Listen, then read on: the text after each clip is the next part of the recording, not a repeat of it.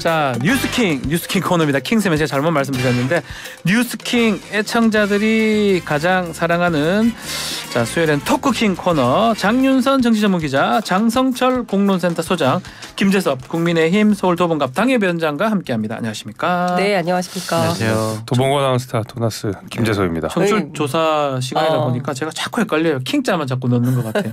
킹스맨 했다가 토크킹 했다가 뉴스킹 했다가 토크킹 시간입니다. 청취율 조사 기간 한 번만 더 얘기해 주십시오. 우리 장윤선 기자님 전화 어떻게 옵니까? 전화 오면 저는 뉴스킹 박지훈입니다. 지금 온데 다 나가시는 걸 알고 있는데. 그래서 뉴스킹 박지훈입니다. 네. 너무너무 감사드립니다. 이렇게 강력하게 말하겠습니다. 모든 방송에 공중파 나가시는데 너무너무 감사의 말씀을 드리겠습니다. 자, 김기현 대표 재신임 되면서 새로운 당직자 인선까지 자, 좀 완료가 되고 있는 상황인데 수습을 잘하고 있다. 우리 김재섭 위원장님부터 말씀 한번 들어볼까요? 수습을 하고 있다죠. 수습을 하고 있다. 잘은 모르겠고요. 수습은 하고 있다. 수습은 하고 있다. 네, 그날 일요일 날 저도 의총 결과가 진짜 궁금했거든요. 뭐 내부에 들어가질 못하니까 제가 바깥에서 그 나오는 언론 기사들을 보고 의총 끝나고 나서는 또 몇 분 의원님들한테 전화를 좀 해봤어요. 네. 그 시그니처인 제가 취재를 좀 해봤습니다. 해봤는데 공통적으로 하시는 말씀이 물론 이제 뭐 영남권 의원들은 아니셨지만은 공통적으로 하시는 말씀이 김기현이 너무 좋다. 김기현 믿음직스럽으니까 우리가 힘을 합쳐서 단일 대우를 이루자. 가 아닙니다. 깜짝이야. 네. 그 말이 전혀 그게 아니었습니다. 아니고 일단 국감이라고 하는 게 있는 거고 국감이라고 하는 것은 우리 정당의 사정이 아니라 여당으로서 일단 치러내야 하는 상황이기 때문에 당장 김기현 체제가 물러났을 때 그 국감 공백이 생기는 게 상당히 좀 우려스럽다는 게 그 여당 국회의원들의 생각이었고요. 그렇기 때문에 재신임이라는 표현은 좀 부정확한 것 같고 조건부 재신임이라는 말이 더 정확한 것 같아요. 그래서 김기현 지도부가 앞으로 총선까지 이끌어 갈지 아니면 중간에 바뀔지 아니면 인적 쇄신을 또 할지 여러 가지 가능성을 열어놓은 상태에서 일단 국감 하는 거 좀 보자가 정확한 표현이라고 생각합니다. 국감 지나고 뭔가 또 다른 어떤 방향도 있을 수 있다 이렇게 짚어주셨네요.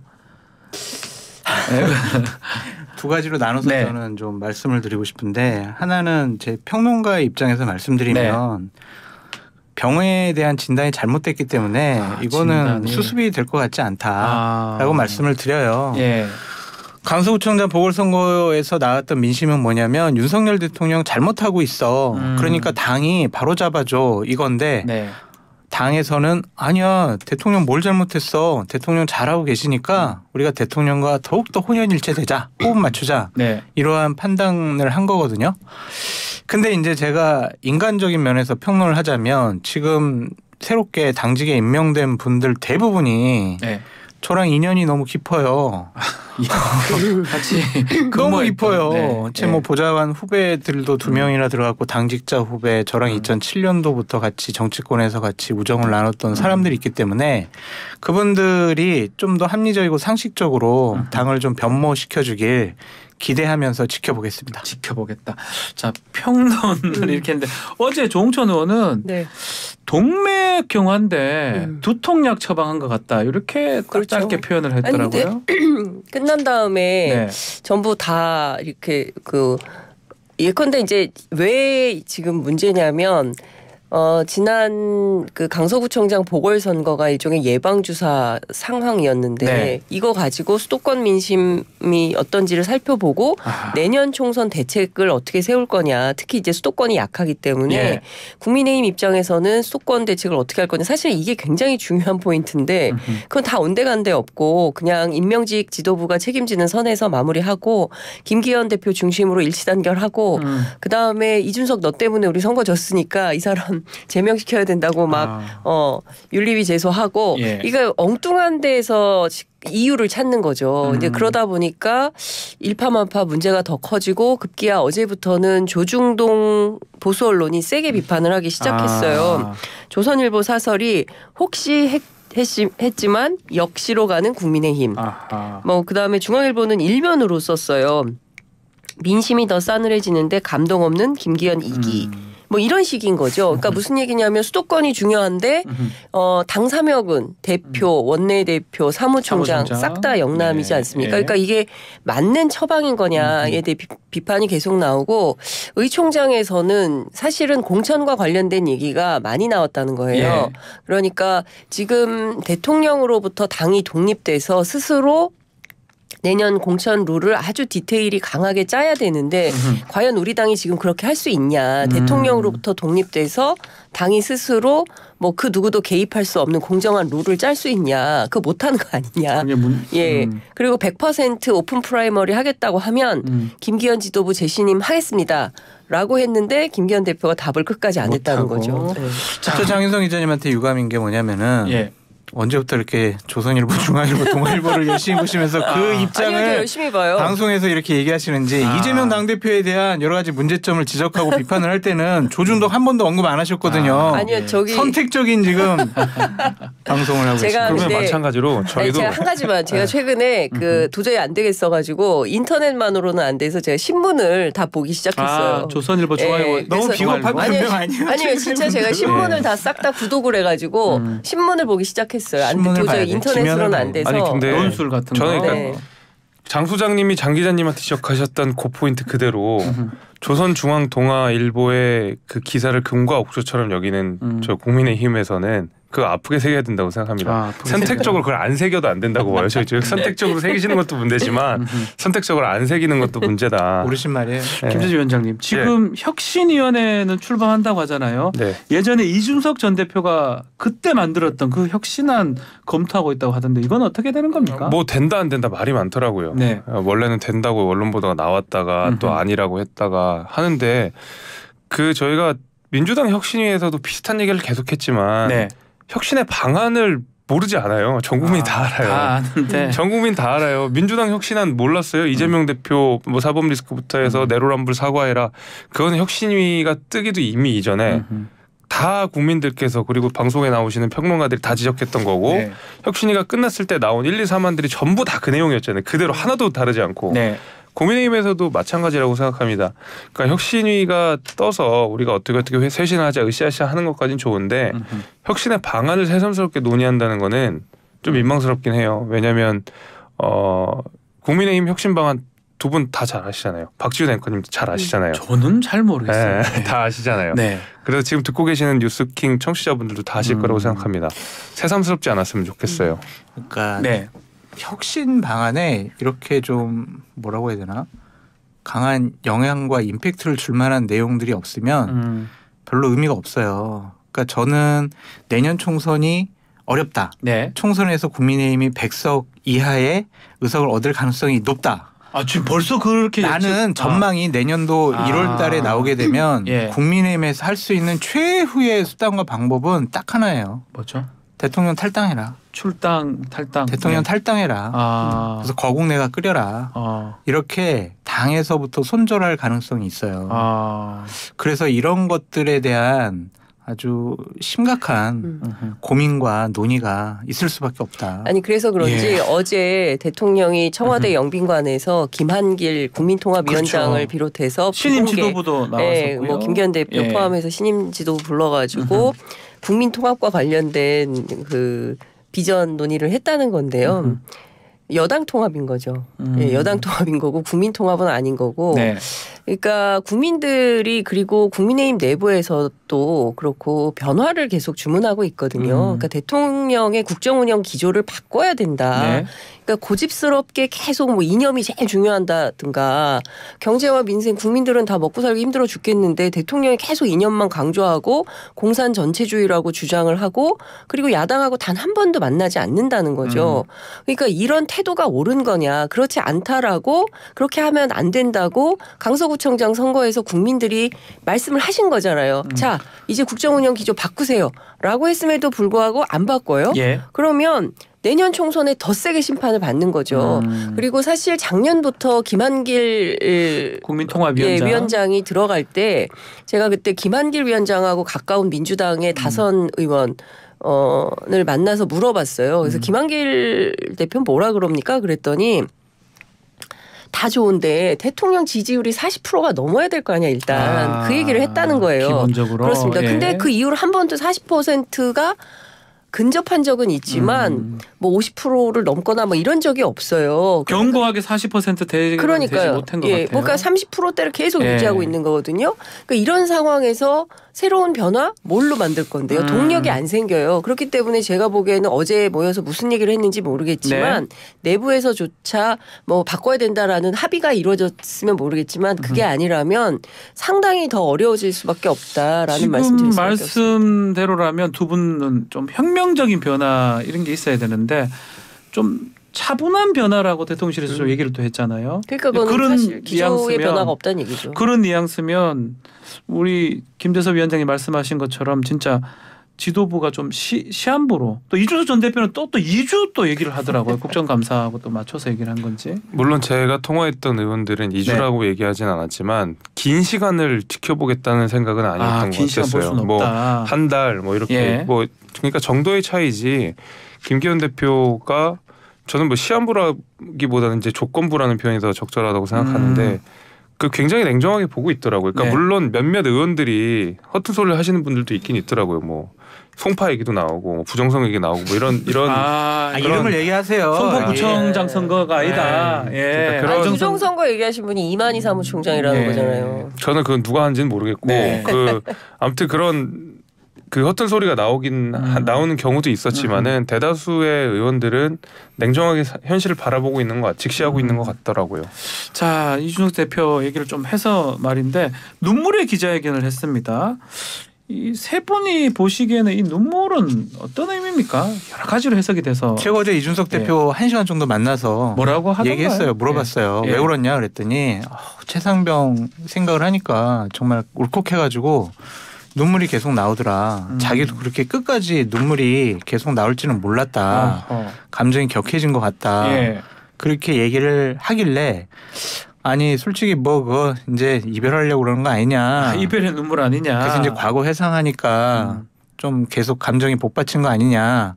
라는 말에 대해서는 대답을 못 하더라고요. 그러면 진짜 이별의 눈물일 수도 있는 겁니까?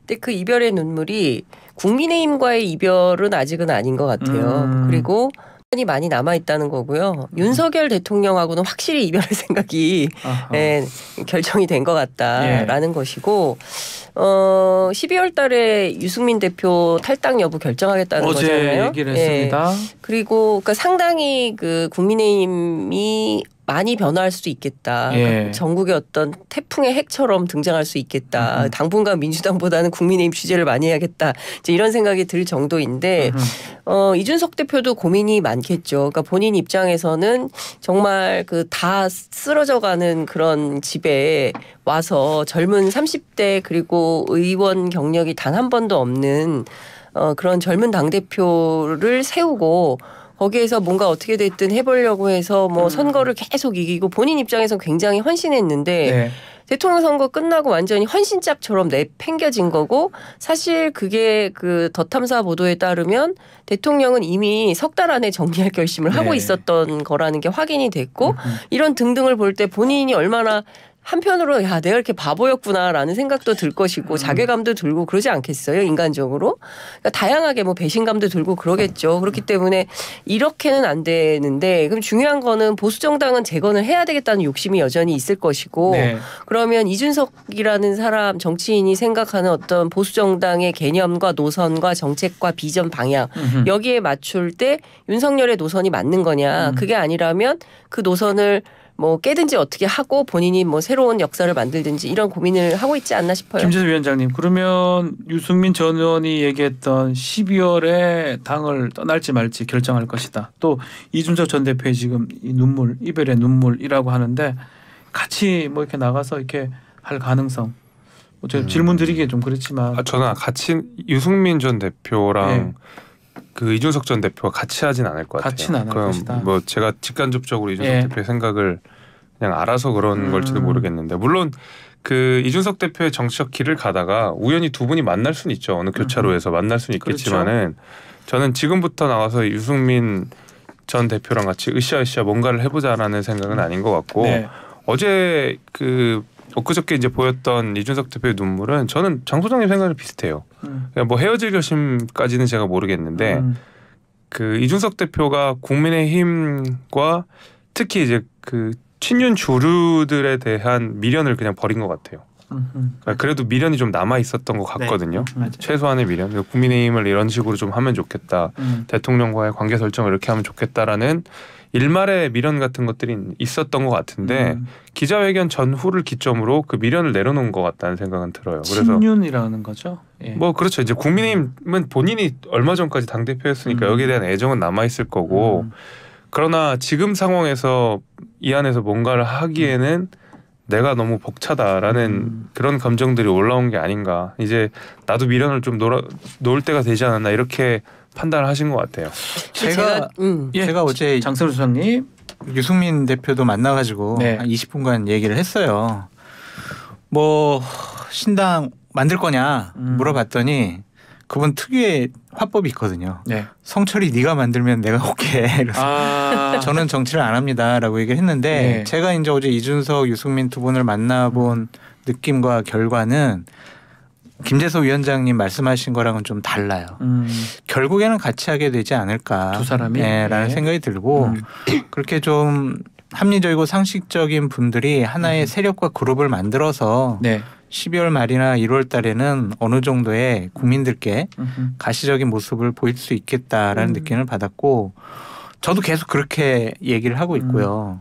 그리고 이준석 대표는 11월 달부터는 좀 다른 형태의 모습을 보일 것 같아요. 그러니까 그것도 우리가 한번 눈여겨서 이준석 대표가요. 네, 예. 지켜보면은 좋을 것 같다라는 생각이 들고 유승민 대표는 되게 이제 열려 있더라고요. 그리고 국민의힘과 윤석열 대통령에 대한 미련이나 기대를 이제는 저버린 것 같아요.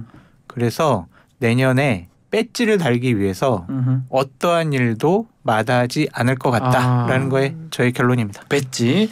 지금 네. 내부의 이제 구도 취재를 쭉 해보면 윤석열 신당 가능성도 여전히 있는 거예요. 그러니까 대통령 신당 얘기 계속 나오잖아요. 근데 이게 아마도 지지율 때문에 될지 말지 모르겠다. 이제 이런 얘기가 나오고 국민의힘 내부에 신당파 비윤 잔존파 이렇게 나뉘어지더라고요. 분란을 지금 조장하시는 거 아니에요?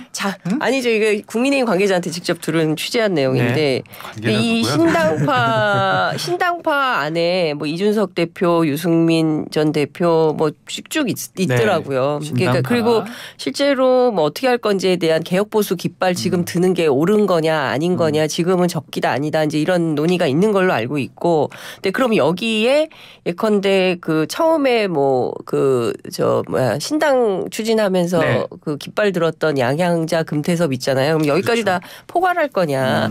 근데 그쪽은 또 아니다. 그러니까 뭐 아주 다양한 다종다기한 논의가 진행 중인 걸로 알고 있고 재밌는 포인트는 하태경 의원이 깃발 들었잖아요. 수도권 예. 서울이죠. 서울. 예, 들었는데 이분을 비윤 잔존파로 비유를 하더라고요. 그래서 이분의 길이 결코 유쾌하지 않을 것이다. 나오지 않으니까 신당파에서 안 껴준다. 이런 얘기도 하더라고요. 하나 이제 대통령실의 신당 관련된 흐름을 좀 말씀을 드리면 윤석열 대통령이 뭐 국민의힘을 깨는 그러한 열린우리당식의 창당을 하지 않을 것 같고요.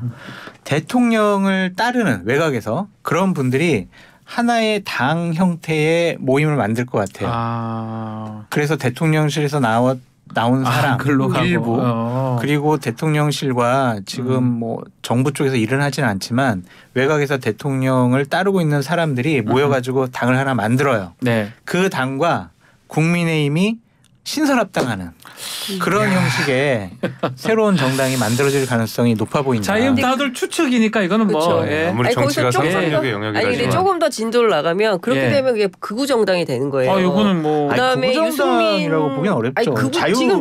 자유한국당이 그러니까 전반적으로 보면 노선상으로 보면 뭐 공산 전체주의 얘기하고 뭐 이러면 극우 정당 노선이 되는 거죠. 그리고 그러면 이제 그 보수가 이제 나뉘는 겁니다. 개혁 보수하고 극우 보수하고 나뉘어서 서로 경쟁하는 관계가 되는 그런 거 거죠. 될 수. 그러니까 두 분의 어떤 상상에 아직까지는 뭐 합리적인 제가 아는 선에서 추진 중인 얘기가 있어요. 물론 이게 그 장성철 소장님과 제가 아는 대통령실 관계자들이 다를 수 있겠지만 네. 제가 아는 분위기에서는 신당 이런 거 없다가 제가 들은 이야기입니다. 취재한 내용입니다. 네. 오피셜. 그나저나 이분도 한번 얘기를 하지 않을 수가 없어요. 지금 질문 안 드리려 하다가 안철수 의원은 일단 우리 김재섭 위원장님께서 어떤 이 의도가 뭘까요? 그만 좀 괴롭히십시오.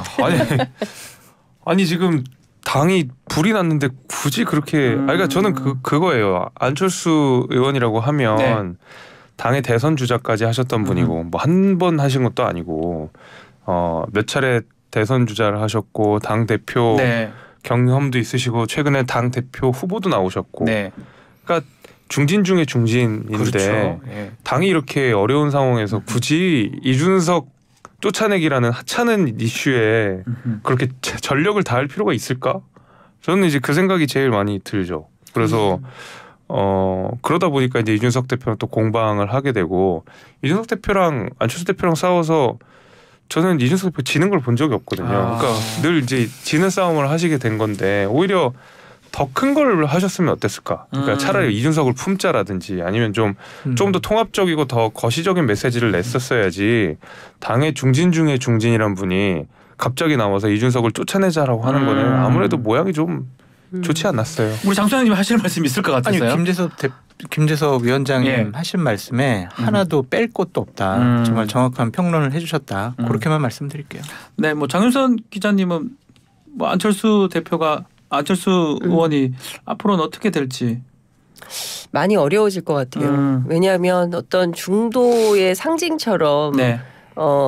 그 국민의힘과 결합을 한 거고 이른바 이제 중도 보수 노선이라고 주장을 했는데 네.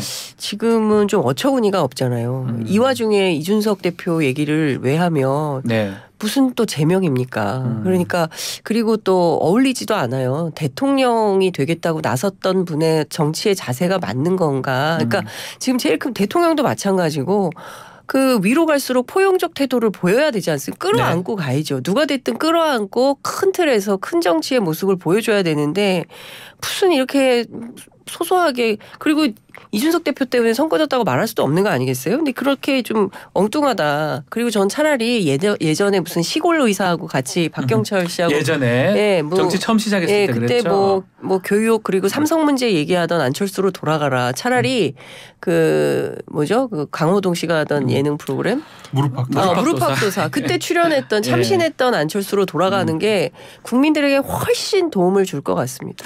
혹시 공천하고도 관계가 있을까요? 안철수 의원 공천? 그렇죠. 너무 현명한 정치를 하는 거죠, 진짜. 분당갑에 좋은 지역구니까 거기를 노리는 좀 실세형 정치인들이 많이 있으니까 원래 또 그 지역이 안철수 대표의 뭐 원래 지역구도 아니었잖아요. 그렇죠. 김은혜 수석 예전에 언제든지 뺏길 수가 있죠. 아니 당신은 대권 주자고 정치 지도자급이니까 국민의힘 총선 승리를 위해서 수도권 험지에 나가서 총선 승리의 선봉장이 돼줘야 돼. 이러한 요구와 명분에 싫어. 난 분당갑 고소할 거야. 예. 이렇게 항변하기에는 명분이 좀 없어 보여요. 그래서 상당히 좀 어려울 수 저는 있다. 정치가 자꾸 큰 바다로 나가야 되는데 정말 창피한 수준으로 점점 자기 스스로 자신을 이렇게 작게 만드는 게 정말 너무 안타까워요. 그 이재명 당대표 때문이에요. 그게. 자, 뭐 그거는 여기서 이재명 대표예요? 왜 나와요? 4부에서 한번 민주당 얘기도 해보고 마지막으로 최상병 특검 연말 연초에도 특검들이 있어요. 쌍특검 이른바 쌍특검 네. 대장동하고 김건희 여사 관련된 요거 할 때 국정 좀 기조 변화 움직임을 볼 수 있을지 어떻게 좀 예측할 요건 한번 짚어주십시오. 어쨌든 이제 민주당 제가 이제 그 홍익표 원내대표 그 전화 통화한 바에 따르면 제일 중요한 건 일단은 그 노조법 2, 3조 그러니까 노란봉투법하고 방송법 이거 세게 할 거다. 네. 그리고 반드시 관철시키도록 노력하겠다. 여당이 협조해라라고 하기 때문에 이 논의 테이블에서 여당이 어떤 태도를 보일지 봐야 될 것 같고요. 두 번째는 말씀하신 대로 최상병 그 순직 사건 그 수사 외압 논란과 관련된 특검 문제는 지금 패스트트랙 태웠지만 결과적으로 하게 되면 그 자신들의 임기가 지나서 하게 돼요. 그렇죠. 그렇기 때문에 무조건 그 여야 합의로 국회의장 설득해서 통과시켜야만 임기 내에 할 수 있습니다. 안 되면 못 하는 거죠. 지금 국회에서 못 하는 그렇습니다. 거죠. 그렇기 때문에 본인들 이것도 반드시 관철하겠다라는 거여서 민주당은 실력을 보여주겠다는 입장이에요. 네. 그러니까 그동안 뭐 야당 169석이나 가지고 등치만 컸지 뭘 한 게 있냐라는 그 민주당 지지자들의 비판과 성토를 많이 들었기 때문에 여기서 밀리면 안 된다라는 판단을 하고 있어서 향후 좀 봐야 될 것 같습니다. 봐야 될 것 같다. 알겠습니다. 자, 광고 잠시 듣고 자, 민주당 얘기 또 의대 정원 확대 얘기 다시 나눠보도록 하겠습니다. 광고 듣고 오겠습니다. 토크킹 장윤선, 장성철, 김재섭 위원장과 함께하고 있습니다. 자, 의대 정원 확대 지금 좀 이슈가 되고 있는데 이게 국민이 체감할 수 있는 국정 기조의 변화의 시작 이렇게 볼 수 있습니까? 이 부분과 관련해서 우리가 되게 신중하고 진중하게 접근을 해야 될 것 같아요. 저 헷갈려요. 뭐냐면 지난 한 15년 동안 의대 정원 확대해야 된다라는 논의가 계속 있었지만 결국에는 의사들의 반발로 확대가 되지 못했잖아요. 그렇죠. 계속 의사들과 협상하고 대화하고 타협해가지고 의대 정원을 늘릴 수가 있을 것이냐라는 관점이 하나가 있고 또 하나는 아니야. 협상에서는 도저히 이거 늘릴 수가 없으니까 윤석열 대통령처럼 그냥 밀어붙여가지고 그냥 확대를 해버리는 게 맞아. 안 그러면 의대 정원 확대를 못해. 이러한 논점이 하나가 있어요. 뭐가 옳은지 저 솔직히 너무 헷갈린데 일단은 의대 정원은 무조건 확대되어야 합니다. 의사가 부족해요. 그러니까 소아과 같은 경우에는 뭐 2시간 3시간 대기한다고 하잖아요. 큰일 났어요. 그래서 두 가지 트랙으로 전 진행이 됐으면 좋겠어요. 의대 정원 확대해야 되고요. 수가 조정 분명히 있어야 합니다. 수가 조정도 있어야 되고. 안과, 성형외과 그냥 한 30분 수술하고 몇백만 원 벌어가잖아요. 그러니까 글로 몰리는 거예요. 흉부외과 같은 경우에 정말 10시간 이렇게 막 어렵게 수술하더라도 가져가는 수가가 얼마가 안 돼요. 그러니까 그렇게 우리가 정말 생명과 관련된 그런 의사 수가 많이 부족해지는 거 아니에요. 그러니까 지방에 의사가 부족하다. 이렇게 우리가 생명과 관련된 그러한 의사 분야가 많은 의사들이 그쪽으로 지원을 하지 않는다. 이런 분들을 보강을 하려면 분명히 수가 조정도 함께 진행이 되어야 한다. 전 두 가지를 말씀드립니다. 자, 어떨 것 같습니까? 이 문재인 정부 2020년도에 추진을 했다가 코로나도 있고 이래서 결국은 의사들의 반대에 부딪혀서 못했는데 이번에 또 말씀대로 윤석열 정부는 뭔가 다르다. 전 정부가 다르다. 보여줄 수 있는 기회이기도 하잖아요. 그래서 어제 제가 기자들 만났는데 기자들이 무슨 얘기를 하냐면 만약에 윤석열 대통령이 검사잖아요. 검사 출신인 윤석열 대통령이 의사들을 상대로 싸워서 이긴다. 그러면 YS가 하나회 청산한 거나 금융실명제 한 거 수준으로 평가받을 거다. 그러니까 그 정도로 이제 어렵다라는 얘기를 그 얘기를 거죠. 이제 우회적으로 하는 거죠. 그래서 만약에 그러면 좋은데 제가 신문 얘기 또 해서 그렇지만 조선일보가 어제 두 바닥을 썼어요. 조선일보가요? 조선일보 되게 좋아하게 많이 읽으시네요. 아니 뭐 꼼꼼히 읽습니다. 그런데 고수로 넘어오세요. 저보다 더 열심히 읽으시는 것 같아요. 공부를 해야죠. 공부를 해야 되니까. 한겨레도 열심히 읽어요. 경향도 열심히 보고. 근데 이제 중요한 거는 그 조선일보가 세게 얘기를 하고 있어요. 그 성형외과, 피부과 쏠림이 있더라도 의사를 늘려야 된다. 그래야 필수 의료까지 낙수 효과가 있다. 그러니까 경제에서 얘기하는 트리클 다운 효과를 여기 의료에서도 이제 조선일보는 주장을 하고 있는 이런 상황인 건데 장 소장님 말씀하신 대로 심각하죠. 저 의사가 없어가지고 지역에서 서울 와도 실제로 막 응급실 뺑뺑이 돌다가 그리고 또 내려가고 심각합니다. 막 이제 이런 일들이 굉장히 많이 있는데 그러니까 문제는 수가라고 하지만 실제로 서울의 유명한 의사들의 경우에는 다 로봇 시술 같은 거를 해서 비급여로 또 받아요. 그러니까 뭐 한 번 하는데 1,000만 원, 2,000만 원씩 받습니다. 그러니까 중요한 거는 서울에 있는 대형 병원 의사들의 문제가 아니라 지역 지방의 공공의료가 무너지고 있다는 것이고 이 공공의료 그리고 예방의료 정책을 어떻게 할 거냐.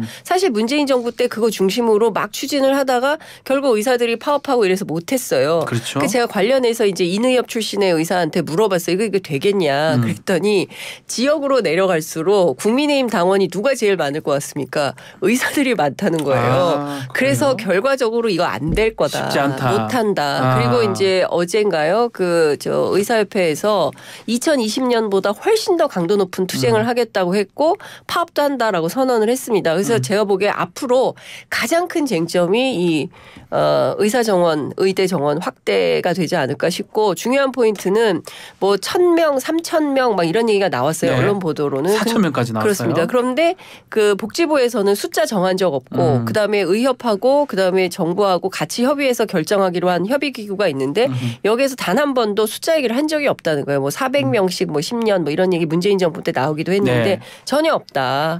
그러니까 말은 많은데 될까?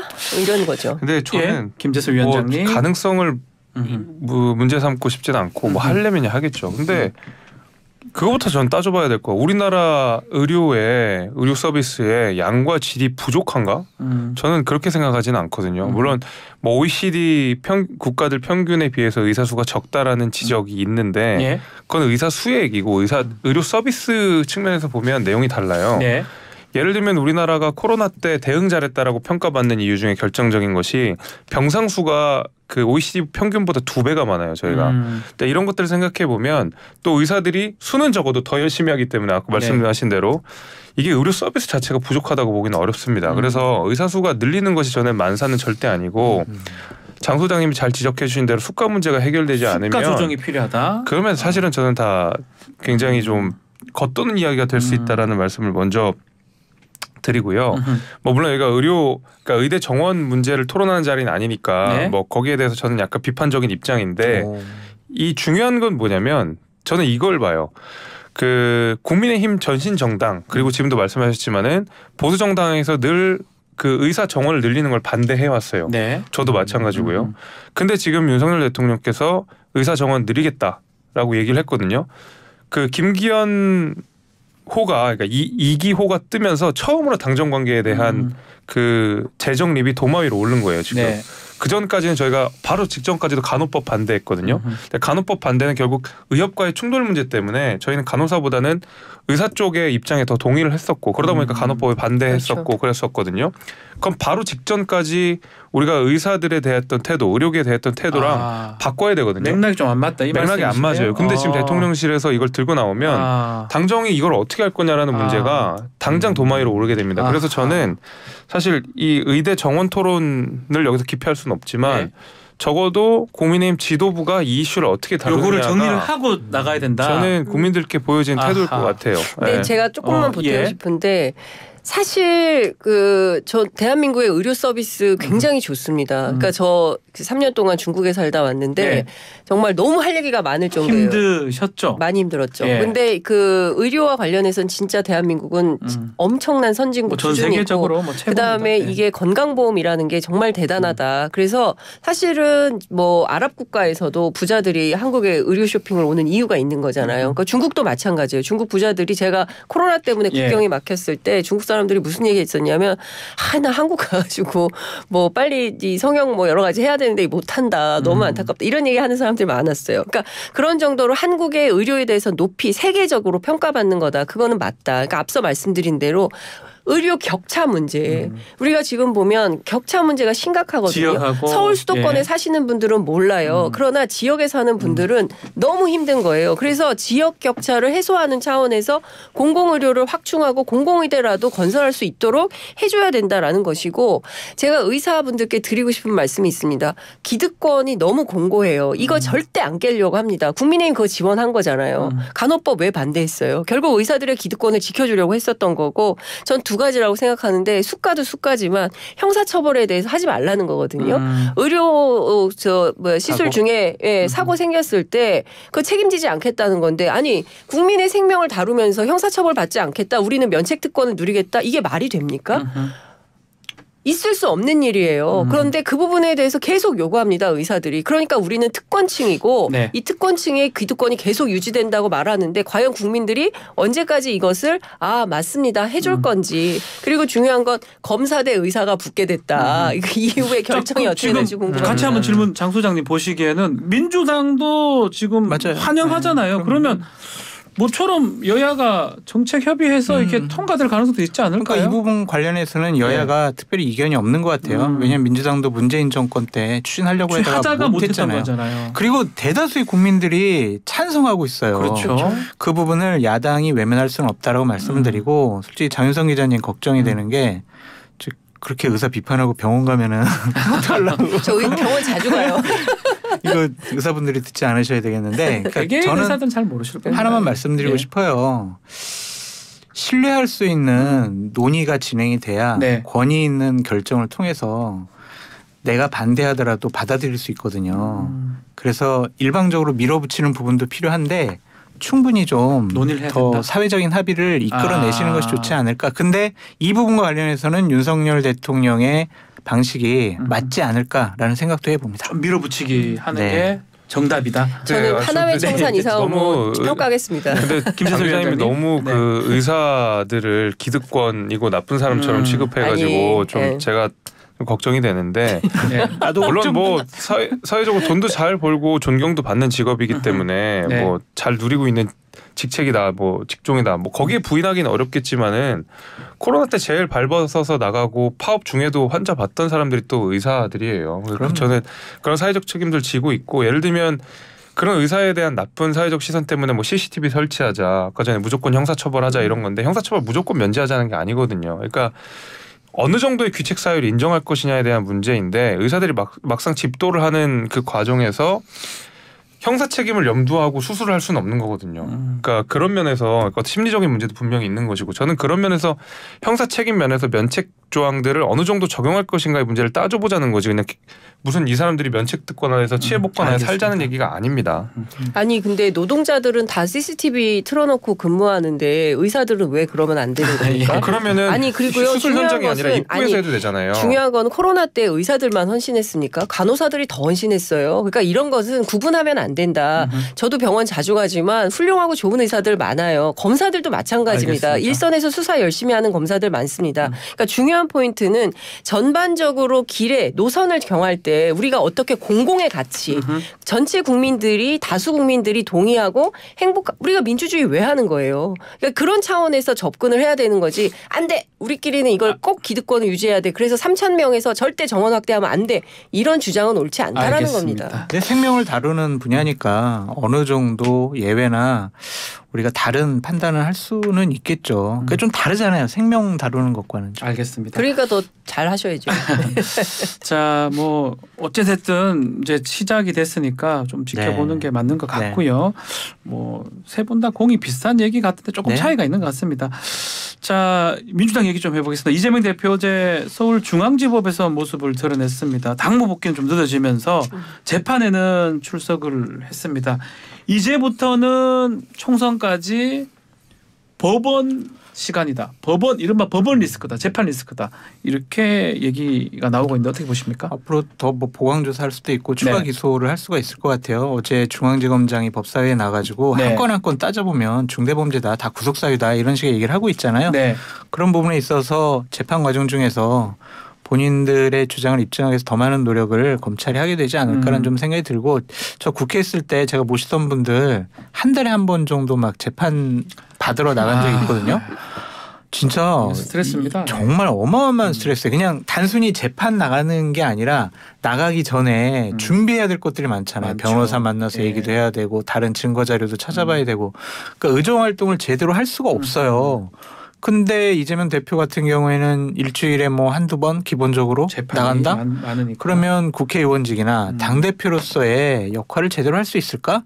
그래서 저는 이재명 대표에 끊임없이 말씀을 드려요. 계속적으로 말씀드렸는데 민주당을 위해서 한 일이 아니잖아요. 본인이 지방자치단체장 할 때 벌어졌던 일이란 말이에요. 그러니까 민주당 당대표직 내려놓고 그냥 이 재판 다 마무리하시고 다시 민주당으로 복귀하시는 게 어떨까? 그래야 민주당과 민주진영이 내년 총선에서 어느 정도 더 의미 있는 성적을 거둘 수 있는 기반이 마련된다고 보거든요. 자꾸 본인 사법 리스크를 방어하기 위해서 민주당을 이용한다. 민주당 의원도 이용한다. 이런 신호나 느낌을 주면 안 되죠.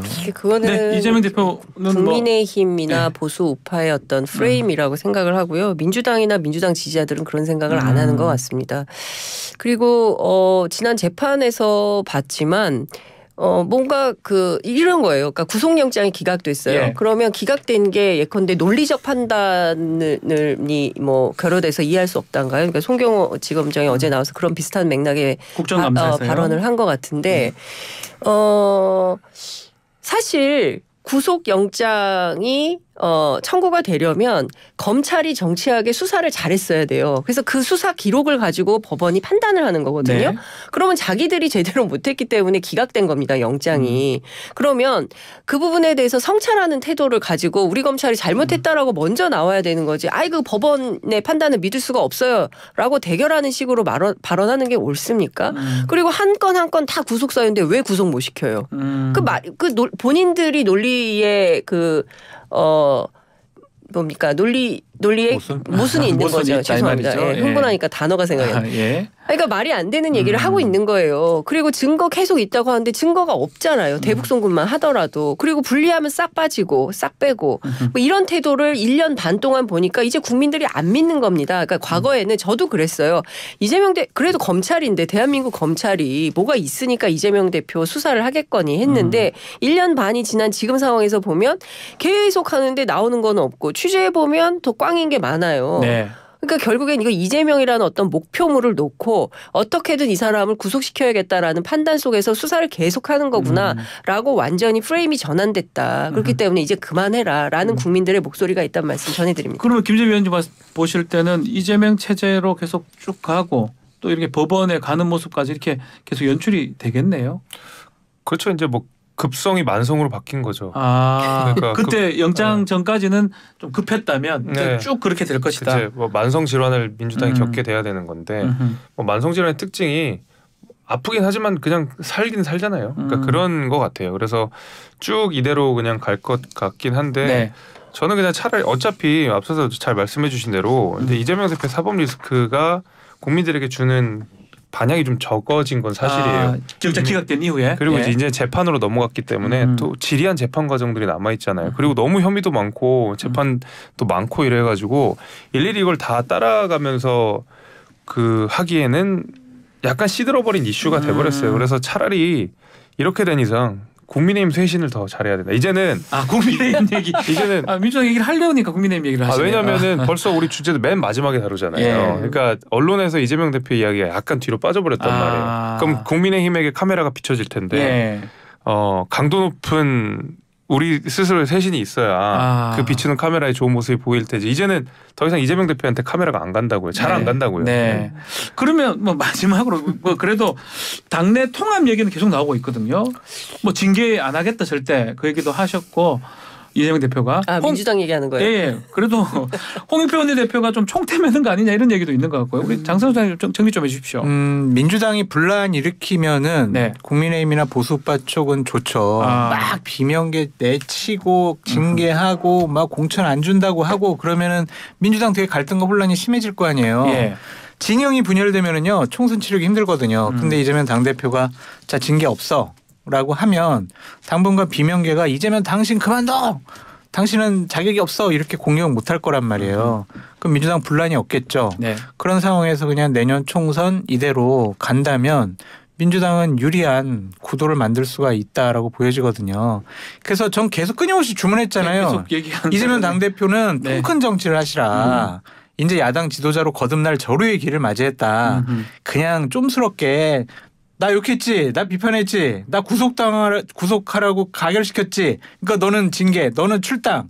이런 식의 정치하지 마시고 품으시면 된다. 큰 모습 보이시라. 장 소장님이 정리해 주십시오. 이재명 대표 전략가예요. 아마 그렇게 할 것 같아요. 그렇게 할 것이다. 예, 품고 갈 것 같고 이재명 대표도 너무 싫어한대요. 수박 색출, 뭐 당도 간별, 뭐 이런 게 왜 그게 저를 도와주는 게 아닙니다, 여러분. 이제 이런 메시지를 계속 내는데도 계속 그런 주장을 하시는 분들이 있으니까 이분들이 과연 이재명과 민주당을 지지하는 분들이 맞는 거냐.